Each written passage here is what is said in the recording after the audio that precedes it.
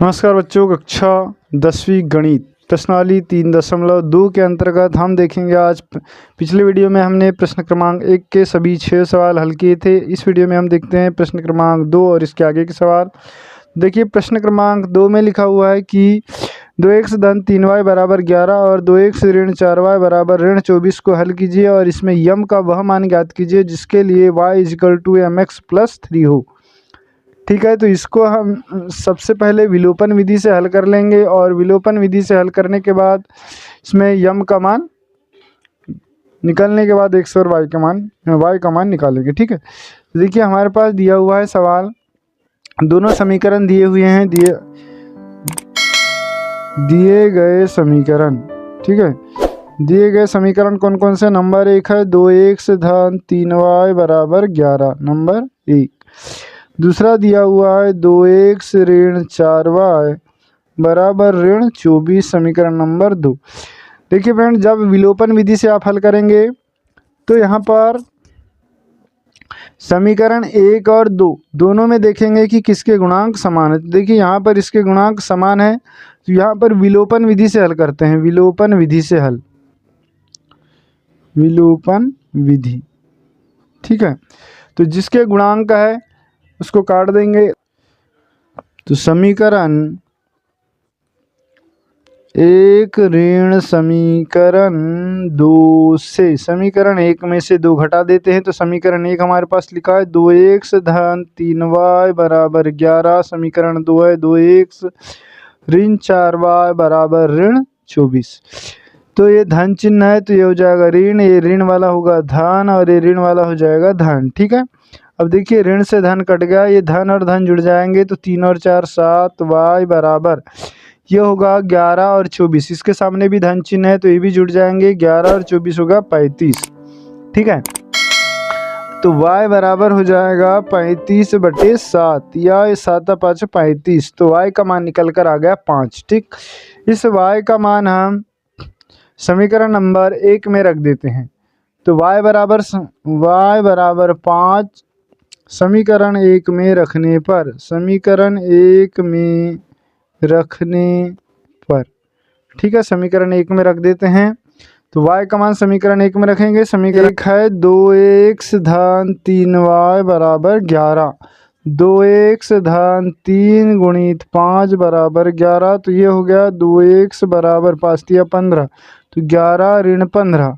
ठीक है, और ये हो जाएगा 2x बराबर 11 में से 15 घटा देंगे तो बचेगा ऋण 4, या अगली स्टेप हो जाएगी x बराबर ऋण 4/2 या ऋण 2। तो x का मान निकल कर आ गया ऋण 2। ठीक, अब x और y दोनों के मान निकल कर आ गए, अतः x बराबर ऋण 2 और y बराबर धन 5। ये एक आंसर निकल कर आ गया फ्रेंड्स। अब दूसरा हमारे पास लिखा हुआ है कि y = mx + 3 हो तो यम का मान ज्ञात कीजिए। अब यम के मान के लिए हम हल करेंगे। ठीक है, m के मान के लिए, ठीक, यम के मान के लिए जब हल करेंगे तो हमारे पास समीकरण दिया y बराबर mx + 3। तो y बराबर mx + 3, तो y का मान लिख देंगे 5 बराबर यम गुणित ऋण 2 धन 3। ठीक है, तो ये ऋण ये हो गया, इसको इधर ला लेंगे तो 5 ऋण 3 बराबर ऋण 2 यम। अब ये 5 में से 3 गया तो बचा 2 बराबर ऋण 2 यम, या ये हो जाएगा यम बराबर ऋण 2/2, या इससे कट गया तो ऋण 1। तो यम का मान आ गया ऋण 1, अतः यम बराबर ऋण 1। तो ये यम का मान निकल कर आ गया ऋण 1। ठीक है बच्चों, तो वीडियो अच्छा लगे तो प्लीज़ लाइक कर दे, चैनल को सब्सक्राइब करें और बेल आइकन घंटी को जरूर प्रेस कर दें। अब देखते हैं हम सेकंड क्वेश्चन। दो संख्याओं का अंतर 26 है और एक संख्या दूसरी संख्या की 3 गुनी है, उन्हें ज्ञात कीजिए। देखिए बोला है दो संख्याओं का अंतर 26 है, तो पहले तो हम मान लेंगे कि पहली संख्या x तथा दूसरी संख्या y है। तो यहाँ लिख लेते हैं, माना कि पहली संख्या x तथा दूसरी संख्या y है तथा दूसरी संख्या y है। ठीक है, तब प्रश्नानुसार नंबर 1 क्या लिखा है, दो संख्याओं का अंतर 26 है, तब x ऋण y बराबर 26। अंतर का मतलब घटाना, तो एक में से दूसरी को घटाते हैं तो कितना होता है 26, ये हो जाता है समीकरण नंबर 1। दूसरी कंडीशन है एक संख्या दूसरी संख्या की 3 गुनी है। एक संख्या मतलब देखिए एक संख्या तो हो जाएगी पहली संख्या x, बीच में लिख देंगे बराबर दूसरी संख्या, बराबर दूसरी संख्या लिखेंगे 2 y गुणित संख्या की 3 गुनी तो गुना में 3, तो ये हो जाएगा x बराबर y गुणित 3, ये हो गया x बराबर 3y, समीकरण नंबर 2। अब यहाँ पर हम प्रतिस्थापन विधि से इसको हल कर लेते हैं, ठीक है। तो प्रतिस्थापन विधि, तो प्रतिस्थापन विधि से x बराबर 3y समीकरण 1 में रख देंगे, समीकरण 1 में रखने पर, ठीक है, समीकरण 1 में रख देते हैं x ऋण y बराबर 26 में x बराबर 3y रख देते हैं, तो ये हो जाएगा 3y ऋण y बराबर 26, ठीक है।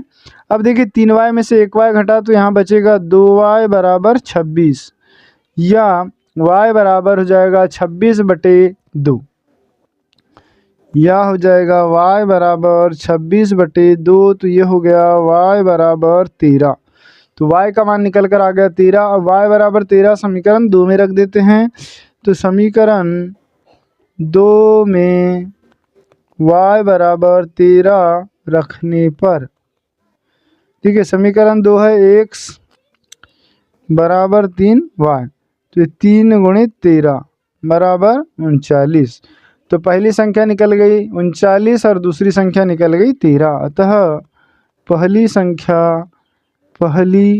संख्या x बराबर 39 और दूसरी संख्या y बराबर ये हो जाएगा 13 आंसर। तो इस तरीके से फ्रेंड्स सरलता से आप इस सवाल को हल कर सकते हैं। इसके बाद देखिए नेक्स्ट क्वेश्चन, प्रश्न क्रमांक तीसरे का दूसरा। देखिए तीसरा सवाल है, दो संपूरक कोणों में बड़ा कोण छोटे कोण से 18 डिग्री अधिक है, उन्हें ज्ञात कीजिए। तो इसमें भी हमको मान लेना है कि पहला कोण x और दूसरा कोण y है, ठीक है। तो हम यहाँ मान लेते हैं कि माना कि पहला कोण x व दूसरा कोण y डिग्री है, तब प्रश्नानुसार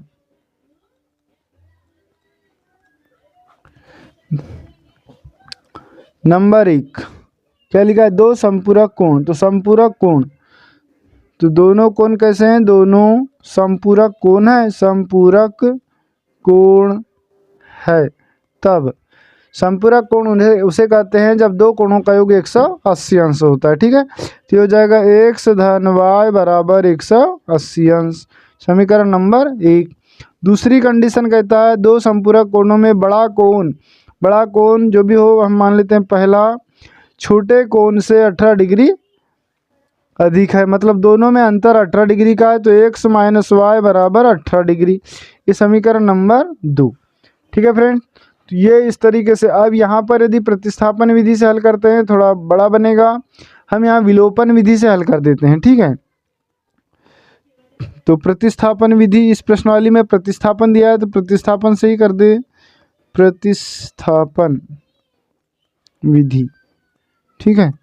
तो समीकरण 1 से, समीकरण 1 में क्या हो जाएगा, x धन y बराबर 180, तो ये होगा x बराबर 180 ऋण y, समीकरण 2 में रखने पर, समीकरण 2 में रखने पर, समीकरण 2 में रख देते हैं, तो ये हो जाएगा समीकरण 2 x ऋण y बराबर 18, x ऋण y बराबर 18, तो ये हो गया।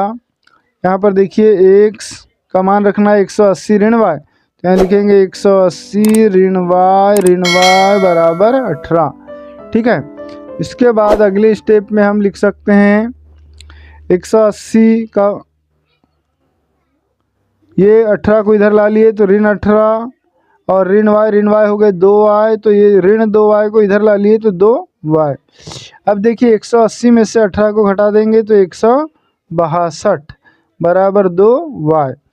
तो y बराबर हो जाएगा 162/2, या ये हो जाएगा 2 8 16 2 8 1।